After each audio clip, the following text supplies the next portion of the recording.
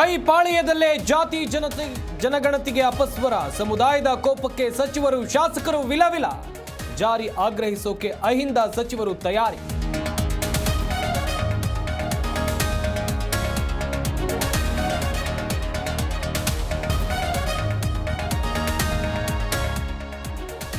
ಜಾತಿ ಗಣತಿ ವರದಿಗೆ ಪರ ವಿರೋಧ ಚರ್ಚೆ, ಒಕ್ಕಲಿಗ ಸಮುದಾಯದ ಶಾಸಕರ ಸಭೆ ಕರೆದ ಡಿಸಿಎಂ.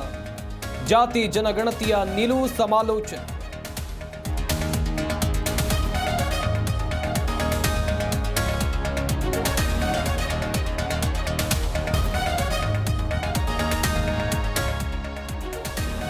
ಸರ್ಕಾರದ ವರದಿಗೆ ಕೇಸರಿ ಪಡೆ ಕೆಂಡ, ಇದೊಂದು ಔಟ್ಡೇಟೆಡ್ ವರದಿ ಎಂದ ವಿಜೇಂದ್ರ. ಸಿದ್ದರಾಮಯ್ಯರೇ ಡಿಕ್ಟೇಟರ್ ಎಂದ ಸುನೀಲ್.